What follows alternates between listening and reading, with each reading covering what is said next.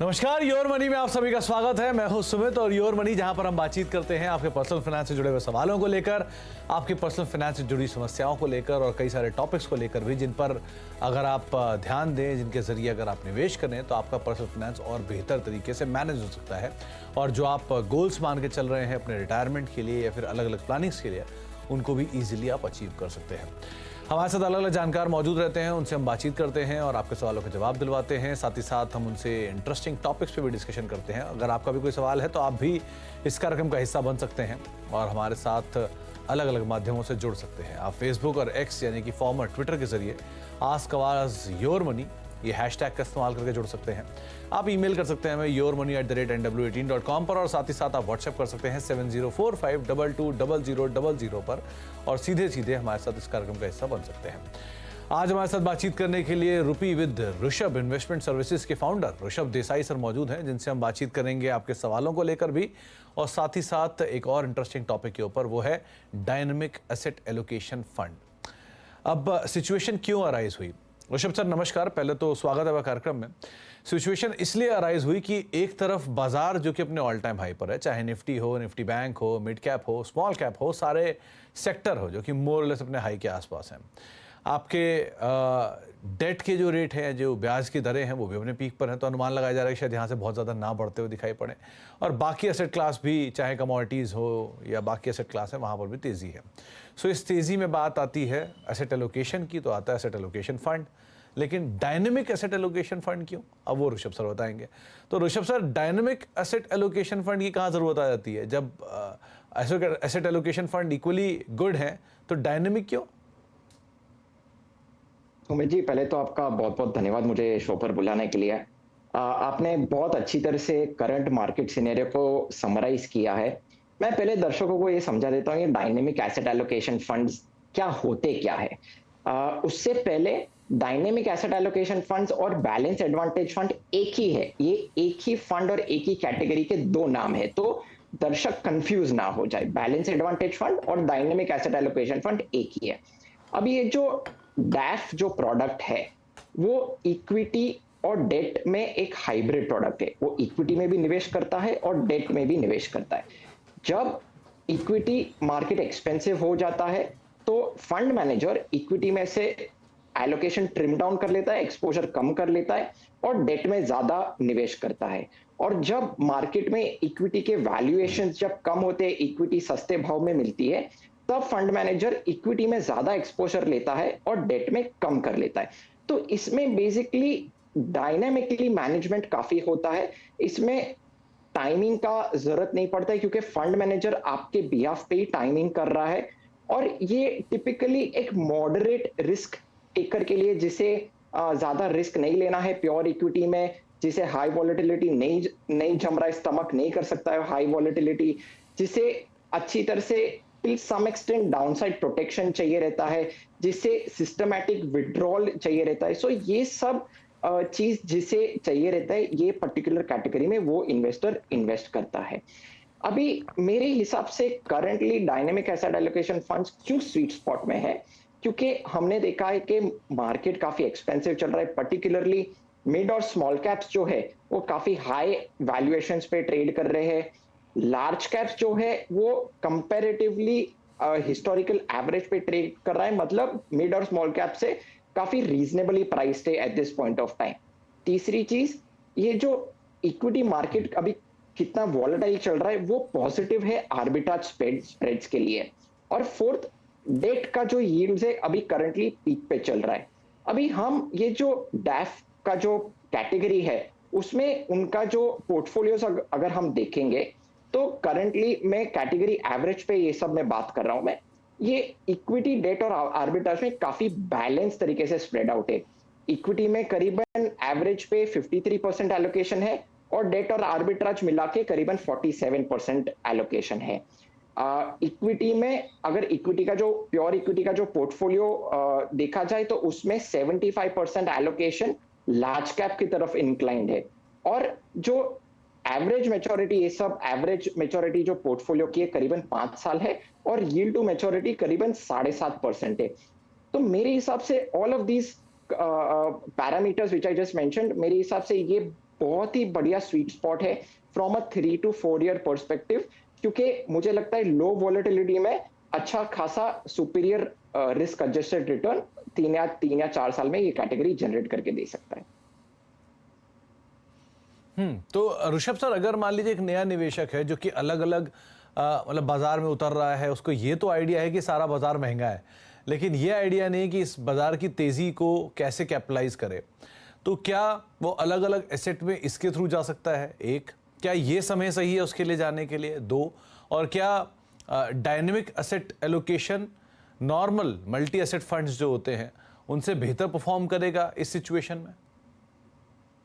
देखिए सुमित जी, पहले तो मैं आपका लास्ट प्रश्न ले लेता हूं, डायनेमिक एसेट एलोकेशन फंड और मल्टी एसेट एलोकेशन फंड में क्या डिफरेंस है। Dynamic asset allocation fund usually दो एसेट क्लासेस में डायनेमिकली मैनेज होते हैं, इक्विटी और डेट। डेट में मैं आर्बिट्राज भी ले लेता हूं मैं, ओके। और जो मल्टी एसेट है वो इक्विटी, डेट, आर्बिट्राज गोल्ड में भी कर लेते हैं, कमोडिटी सिल्वर में भी जा सकते हैं, रीट्स में भी जा सकते हैं, फॉरेन एक्सपोजर भी ले सकते हैं। सो मल्टी एसेट में बेसिकली एसेट क्लासेस ज्यादा है। डायनेमिक एसेट एलोकेशन फंड्स में सिर्फ दो ही एसेट क्लासेस में डायनेमिकली मैनेज होता है। अभी मुझे ऐसा लगता है, देखिए कोई कैटेगरी बुरी नहीं है, मगर मेरा पर्सनल इंक्लिनेशन ये डायनेमिक एसेट एलोकेशन फंड्स के लिए है, क्योंकि उसमें सिर्फ दो ही एसेट क्लास है। मतलब इट इज वेरी सिंपल, आप जितने एसेट क्लासेस आप अपने प्रोडक्ट में लाओगे तो उतना सिक्लिकलिटी शायद से वो प्रोडक्ट में आ सकता है, राइट। वॉलेटिलिटी शायद से उतना ना दिखे, मगर सिक्लिकलिटी काफी आ सकता है, क्योंकि काफी सारे एसेट क्लासेस को मैनेज करना भी काफी चैलेंजिंग हो जाता है। सो अब जितना एसेट क्लासेस कम रखे एक प्रोडक्ट में डायनेमिक तरीके से, वो मेरे हिसाब से काफी बेटर रहेगा। So my inclination is towards dynamic asset allocation funds. जो आपने जो प्रश्न पूछा कि अभी निवेश करना चाहिए कि नहीं करना चाहिए, मेरे हिसाब से ये बहुत ही बेहतरीन टाइम है ये हाइब्रिड फंड्स में जाने के लिए, क्योंकि मार्केट एक्सपेंसिव चल रहा है। वी डोंट नो मार्केट में करेक्शन आएगा नहीं आएगा, कब आएगा मुझे नहीं पता, राइट। सो जो मॉडरेट रिस्क टेकर है, पहले भी मैं बता रहा हूं कि अब पहले तो अपने फाइनेंशियल एडवाइजर के साथ बैठ के आपका गोल तय करिए, आपका रिस्क प्रोफाइलिंग करिए, आप टाइम होराइजन डिसाइड करिए और उसके बेसिस पे आप एसेट एलोकेशन फॉर्म करिए।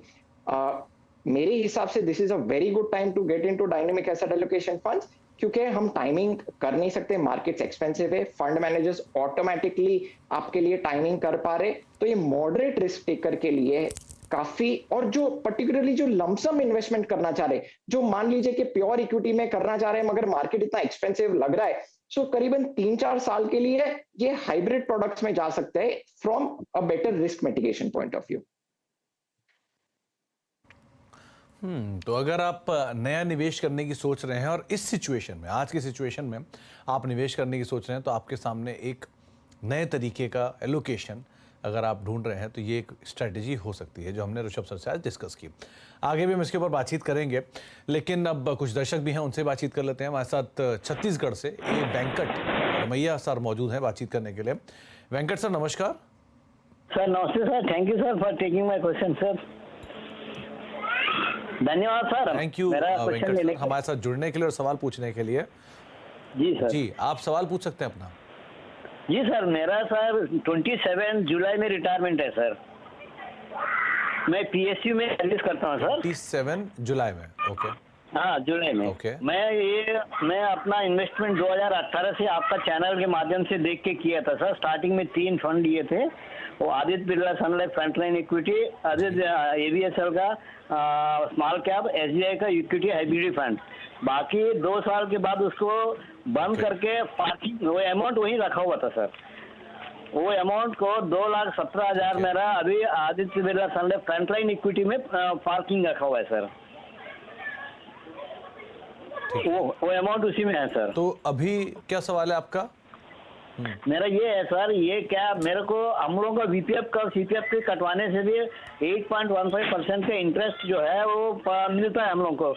अभी जो मैं 27,000 का आसपास अभी कटवा रहा हूँ एसआईपी का मेरा अमाउंट जो है टोटल, तो इसको कंटिन्यू करूँ ये 3 साल तक का, और का अगर आगे भी 3 साल तक का मेरे को रखना है सर, उसको निकालना नहीं मेरे को, उसी को पार्किंग करके रखूंगा मैं। 3 साल के बाद ही मेरे को एचडब्ल्यूसी से निकालना है सर। ठीक है। और उस समय जब आप 3 साल बाद मैच्योर होंगे तो आप नई पूंजी भी डालेंगे इसमें? हाँ, उसमें कुछ अमाउंट और डालूंगा सर, मेरे से जितना भी हो सकता है। जो रिटायर होने के बाद कुछ अमाउंट, 2 बेटियां हैं मेरा, वो दोनों को भी 2018 से चालू किया सर, उनका 1-1 हज़ार के हिसाब से उन दोनों बेटियों को भी 5 दूनी 10 ओके 10,000 हर महीना चल रहा है सर उनका भी। Okay okay okay.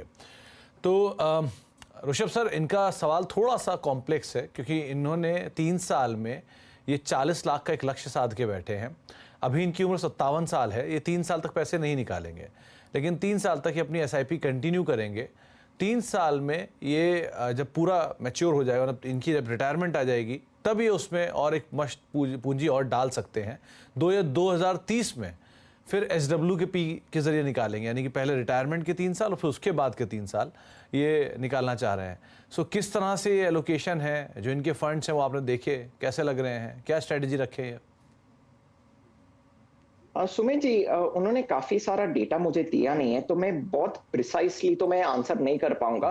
पर जो डेटा ब्रीफली जो उन्होंने दिया है कि करीबन उनका पोर्टफोलियो वैल्यू है करीबन 9 लाख रुपया है, और वो करीबन 3 साल में 30 से 40 लाख एक्सपेक्ट कर रहे हैं। तो आज के टाइम से अगर 9 लाख इक्विटी में ग्रो करेगा तो भी वो 30 to 40 लाख वो इकट्ठा नहीं कर पाएंगे आफ्टर 3 इयर्स। ये बहुत ही बड़ा चैलेंज है। This is number 1। अगर वो बोल रहे हैं कि उन्होंने दिसंबर समवेयर फ्रॉम 2018 से उन्होंने एसआईपीज वगैरह चालू किए, और मेरे पास जो एसआईपी का जो नंबर्स मैं पढ़ पा रहा हूं, तो अज्यूमिंग क्योंकि मार्केट भी काफी अच्छा रैली किया है, सो फ्रॉम 2018 से लेके अब तक जो 6-7 साल का हुआ है, अब तक उन्होंने काफी अच्छा सा कॉर्पस जमा ऑलरेडी कर लेना चाहिए था। ये 9 लाख क्यों उन्होंने बताया मुझे समझ नहीं आ रहा है। तो मैं उन्हें यही रिक्वेस्ट करूंगा, पूरा वापस स्टेटमेंट निकाले और देखे कि एग्जैक्ट मार्केट वैल्यू आज उनका और उनकी वाइफ का पोर्टफोलियो क्या है, राइट।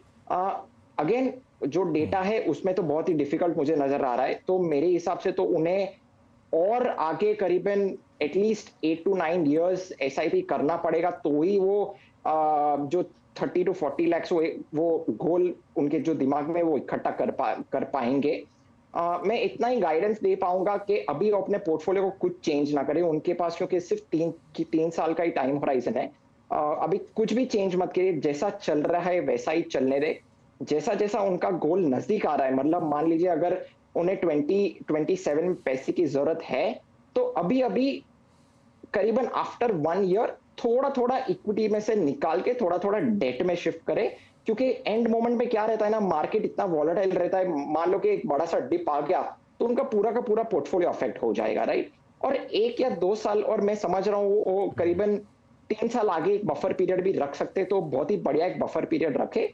और जो एडिशनल पैसा अभी जो इन्वेस्ट करना चाह रहे हैं, तो मैं चाहूंगा कि वो बैलेंस एडवांटेज फंड में करे, डायनेमिक एसेट एलोकेशन फंड में करे, या फिर कोई fix deposit debt mutual funds में करे। अभी प्योर इक्विटी में एडिशनल पैसा आफ्टर 3 इयर्स मेरे हिसाब से रिस्की लग रहा है, तो थोड़ा सा अभी रिस्क कम करना चाहिए पोर्टफोलियो, ये मेरा सुझाव है। तो थोड़ा सा पोर्टफोलियो का रिस्क कम करिए, तो उसके लिए विकल्प आपको बताए गए हैं, और थोड़ी इन्फॉर्मेशन और जो कि चाहिए हमारे जानकारों को, आप उसके हिसाब से अपनी रणनीति यहाँ पर एक बार फिर से आप अपना सवाल दोबारा नई इन्फॉर्मेशन के साथ भी एक बार पूछ सकते हैं। ऋषभ सर का यही एक टेक है आपके पोर्टफोलियो को लेके। अब राजेश कुमार जी से बातचीत कर लेते हैं, पटना से हमारे साथ मौजूद हैं। कुमार साहब नमस्कार। नमस्कार सर। हेलो। नमस्कार कुमार साहब, क्या सवाल है आपका? सर मैंने अपना पोर्टफोलियो शेयर किया हुआ है।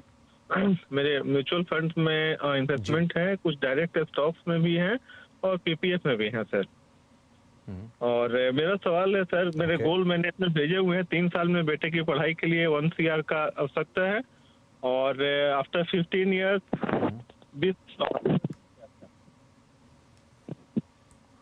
20 करोड़ का पोर्टफोलियो आप साथ के चल रहे हैं। मेरे अभी इन्वेस्टमेंट राजेश जी 2-3 चीजें मैं आपसे पूछना चाहूंगा। जी राजेश जी, आप सुन पा रहे हैं मुझे? हाँ जी सर। हेलो। तो आप जो इक्विटी में डायरेक्ट इन्वेस्टमेंट करते हैं, वो कैसा इन्वेस्टमेंट है आपका? वो आप शेयर लेके रख देते हैं या लॉन्ग टर्म के लिए रखते हैं, ट्रेडिंग करते हैं, उसमें कैसा इन्वेस्टमेंट है आपका? लॉन्ग टर्म के लिए है सर। लॉन्ग टर्म के लिए शेयर ले लेकर रखते रहते हैं। ओके। जी हाँ। और आपको रिटायरमेंट में 15 साल आप बाद आप रिटायर होंगे तो आपको रफली 20 करोड़ के आसपास की पूंजी की जरूरत होगी, राइट? जी हाँ सर। चलिए, तो ऋषभ सर, इनकी एसआईपी भी चल रही है, ये डायरेक्ट इक्विटी में भी इन्वेस्टेड है और पीपीएफ में भी इनका इन्वेस्टमेंट है। सो करीब करीब 2 करोड़ के आसपास का इनका इन्वेस्टमेंट ऑलरेडी इक्विटी में है और एसआईपी में इनके जो इन्वेस्टमेंट है प्लस एक मुश्त है, उसके अंदर भी एक अच्छा खासा इक्विटी बेस्ड एक्सपोजर है। सो मेजर एक्सपोजर अभी तक इनके पोर्टफोलियो का इक्विटी बेस्ड साइड ज़्यादा है। सो आप क्या राय रखते हो, 15 साल में 20 करोड़ का कॉर्पस कैसे हासिल होगा? सुमित जी, पहले तो मैं उनके पोर्टफोलियो पे आ जाता हूँ। वैसे तो वेल डाइवर्सिफाइड है, बट बहुत ही ज्यादा म्यूचुअल फंड्स उन्होंने रखा हुआ है अपने पोर्टफोलियो में। एसेट क्लास वाइज मुझे डाइवर्सिफिकेशन ठीक लग रहा है, बट पोर्टफोलियो के अंदर अगर मैं देखता हूं मैं, तो काफी ओवर डाइवर्सिफिकेशन हो रखा है। करीबन उन्हें सिर्फ 5 या 6 फंड की जरूरत है, ज्यादा फंड्स की एक्चुअली पोर्टफोलियो में जरूरत नहीं है। दूसरी चीज, उनका जो पोर्टफोलियो है काफी मिड और स्मॉल कैप पे हेवीली टिल्टेड है। मैं चाहूंगा थोड़ा सा डाइवर्सिफिकेशन रखे large mid and small cap में, क्योंकि अपना हर एक मार्केट कैप का अपना एक साइकिल होता है, आउट परफॉर्मेंस और अंडर परफॉर्मेंस का। ओवरऑल वो अपने दोनों गोल बहुत ही बढ़िया तरीके से अचीव कर पा रहे। वो अपना जो नजदीकी जो गोल आ रहा है, वो बच्चे का एजुकेशन, वो 1 करोड़ का है। मैं चाहूंगा कि वो जो डायरेक्ट इक्विटी में जो पैसा है उसमें से पहले वो 1 करोड़ रुपया निकाल दे, क्योंकि उनका गोल 2 या 3 साल में ही नजदीक में ही आ रहा है। तो ये 1 करोड़ रुपया अपना डायरेक्ट इक्विटी में से निकाल दे और वो कोई अच्छा फिक्स्ड इनकम प्रोडक्ट में 2 या 3 साल के लिए लॉक इन करते। This is number 1। नंबर 2, कि जो उनका जो ओवरऑल जो पोर्टफोलियो वैल्यू है 5 करोड़ 65 लाख, उसमें से मैं 1 करोड़ माइनस भी करता हूं तो 4 करोड़ 65 लाख जो एग्जिस्टिंग पैसा जो पड़ा हुआ है इक्विटी में, प्लस उनका जो 2 लाख रुपीस की जो एसआईपी चल रहा है, तो करीबन वो 15 साल के बाद बहुत ही कंफर्टेबली वो 20 करोड़ अचीव कर पा रहा है, अज्यूमिंग 12% सीएजीआर रिटर्न्स इक्विटी में। तो मेरे हिसाब से वो दोनों गोल्स बहुत अच्छी तरह से अचीव कर पा रहा है। सिर्फ ओवर डाइवर्सिफिकेशन ना करे पोर्टफोलियो में, और लार्ज कैप, मिड कैप और स्मॉल कैप में अच्छा सा बैलेंस रखे। तो मेरे फॉलोइंग रिकमेंडेशन फंड्स है, वो एग्जिस्टिंग म्यूचुअल फंड्स में से ही मैंने थोड़ा बहुत शफल किया है। पूरा पोर्टफोलियो रिडीम करने की जरूरत नहीं है, मगर जो आगे की जो एसआईपी जो करे वो ये 5-6 फंड्स में ही करे। Number 1 Parag Parikh flexi cap fund में, Kotak flexi cap fund, SBI contra fund, Mirae asset emerging blue chip fund, ICICI Prudential large and mid cap fund और क्वांट स्मॉल कैप फंड। ये फंड्स में ही वो आगे इक्वल प्रोपोर्शन में एसआईपी करे, तो मेरे हिसाब से काफी वेल सॉर्टेड रहेगी। तो ऋषभ ने आपको बहुत सारी राय दी हैं, आपके गोल्स इजीली अचीवेबल भी हैं। थोड़ा सा पैसा आप इक्विटी शेयरों से डायरेक्टली एक्सपोजर जो है आपका उससे निकाल लीजिए, ताकि आपके जो नियर टर्म गोल्स हैं उनको आप अचीव कर पाएं। उसको आप किसी फिक्स इनकम फंड के अंदर निवेश कर सकते हैं, लेकिन बाकी आपको जो राय रणनीति बताई गई है आप उसे फॉलो कर सकते हैं। एक ब्रेक का वक्त है, ब्रेक के बाद लौटेंगे। ऋषभ हमारे साथ बने रहेंगे, उनसे आगे भी हम बातचीत जारी रखेंगे और साथ ही साथ कुछ और दर्शक भी हैं, उनके सवालों के जवाब लेते हैं छोटे से ब्रेक के उस पार। आप देख रहे हैं योर मनी, और योर मनी में हम बातचीत कर रहे हैं ऋषभ सर से, और ऋषभ सर से चर्चा हो रही है आज डायनामिक एसेट एलोकेशन फंड को लेकर, और साथ ही साथ उनसे हम बातचीत कर रहे हैं दर्शकों के सवालों के जवाब को लेकर भी।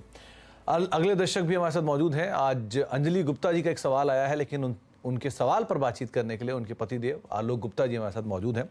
गुप्ता जी नमस्कार, क्या सवाल है आपका? Thank you sir, it is very nice to talking to you actually. मेरा क्वेश्चन ये है कि मैं मेरी वाइफ अभी 35,000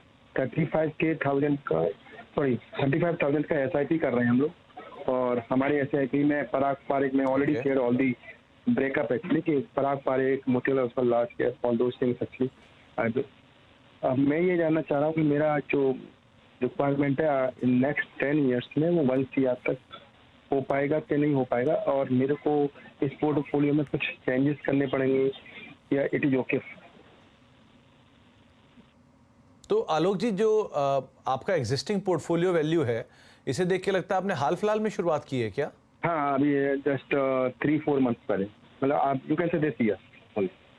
ओके ओके, तो ऋषभ, निवेश इन्होंने अभी शुरू किया है, 10 साल में ये अपना जो कॉर्पस है वो करीब करीब 1 करोड़ के ऊपर देखना चाह रहे हैं। फंड्स आपको भेजे ही हुए हैं। अभी तक जिन्होंने 5 महीने में शुरू किया है, रीसेंट निवेश है, सो इक्विटी की जो बढ़िया तेज़ी है उसका बड़ा हिस्सा तो ये मिस कर चुके हैं। लेकिन अभी क्या करें अपने पोर्टफोलियो में, क्या सोच रहे हो आप? सुमित जी, पहले तो मैं उन्हें ये बताना चाह रहा हूं मैं कि अभी मार्केट बहुत अच्छा चल रहा है। शॉर्ट टर्म थोड़ा बहुत वॉलेटिलिटी है, बट अभी काफी अच्छा चल रहा है, इसलिए उनके पोर्टफोलियो में इतना हिट नजर नहीं आ रहा है, राइट। बट क्योंकि उनका एसआईपी मेथोडोलॉजी है, मैं यही उन्हें रिक्वेस्ट करूंगा कि मार्केट उतरे या बढ़े, एसआईपी कंटिन्यू रखनी है अपना पूरा टाइम होराइजन तक। बीच में एसआईपी अगर मार्केट गिर भी गया तो डरना नहीं है और एसआईपी बंद नहीं कर देनी है। This is number 1। नंबर 2, मैं थोड़ा मैच पे आ जाता हूँ, उनके लक्ष्य पे आ जाता हूँ मैं। 10 इयर्स में मान लेता हूँ मैं 12% CAGR रिटर्न्स अगर इक्विटी जनरेट करता है, तो उनका जो 35,000 का जो पर मंथ एसआईपी चल रहा है प्लस 1.5 लाख का जो उनका जो पोर्टफोलियो वैल्यू है, करीब करीबन 10 साल के अंत में 86 लाख उन्हें इकट्ठा करके दे देगा। अनफॉर्चुनेटली 1 करोड़ का गोल वो अचीव नहीं कर पा रहे। उन्हें अगर 1 करोड़ का गोल अचीव करना है इन दिस 10 इयर्स, तो 35,000 से एसआईपी बढ़ा के 45,000 रुपीज करे, तो वो 1 करोड़ का लक्ष्य अचीव कर पा रहे प्री टैक्स में। अभी उनका जो पोर्टफोलियो है वैसे काफी वेल डाइवर्सिफाइड है, छोटा है, कॉम्पैक्ट है, वैल्यू और ग्रोथ में भी अच्छा सा डाइवर्सिफिकेशन है। मैं सिर्फ एक ही छोटा सा चेंज करने की रिकमेंडेशन दे रहा हूं मैं, कि जो टाटा डिजिटल इंडिया का जो एसआईपी चल रहा है वो स्टॉप करें और वो रिप्लेस करके Kotak emerging equity fund which is a pure mid cap fund उसमें करें। क्योंकि टाटा डिजिटल फंड एक सेक्टोरियल फंड है और सेक्टोरियल फंड्स काफी वॉलेटाइल भी होते हैं और काफी सिक्लिकल भी होते हैं, तो उनमें थोड़ा सा टाइमिंग का जरूरत पड़ता है एंट्री और एग्जिट का। शायद से एसआईपी मेथोडोलॉजी अच्छी तरह से काम ना करे, क्योंकि उनके पास अगर कोई मिड कैप फंड नहीं है, तो मैं ये रेकमेंड करूंगा टाटा डिजिटल से निकल के रिप्लेस करके कोटक इमर्जिंग इक्विटी फंड में एसआईपी करें। मेरे हिसाब से बाकी ओवरऑल पोर्टफोलियो वाइज काफी वेल सॉर्टेड है। एसआईपी 35,000 से 45,000 बढ़ाते हैं तो अच्छे से अपना गोल अचीव कर पा रहे हैं। तो थोड़ा थोड़ा स्टेप अप आलोक जी आप करते रहिए और अकॉर्डिंगली आप यहाँ पर अपना गोल को इजीली अचीव करते हुए देखेंगे भी। कोई ऋषभ सर आपके तरफ से टॉप 4 फंड्स? सुमित जी, मेरे टॉप 4 फंड्स, क्योंकि हमने आज balance advantage dynamic asset allocation fund का टॉपिक हमने चूज किया है, तो मेरे टॉप 4 फंड बैलेंस एडवांटेज के ही रहेंगे। Edelweiss balance advantage fund, ICICI Prudential balance advantage fund, Kotak balance advantage fund और Nippon India balance advantage fund. अगर कोई नया निवेशक है, वो 4 फंड में इक्वल प्रोपोर्शन में डिवाइड करके वो अपना अच्छे से एक मॉडरेट रिस्क एपेटाइट का एक पोर्टफोलियो क्रिएट कर सकता है। तो ये कुछ फंड्स आपके सामने हैं, आप इनको देख सकते हैं, इनके हिसाब से अपने नए निवेश की शुरुआत कर सकते हैं और अकॉर्डिंगली अपना पोर्टफोलियो बिल्ड कर सकते हैं। ऋषभ सर, बहुत बहुत शुक्रिया हमारे साथ मौजूद रहने के लिए, हर बार की तरह टॉपिक्स पे बातचीत करने के लिए, दर्शकों के सवालों के जवाब देने के लिए और आज इस कार्यक्रम का हिस्सा बनने के लिए। एक ब्रेक का वक्त हो गया है और ब्रेक के उस पार भी खबरों का सिलसिला लगातार बना रहेगा। नमस्कार।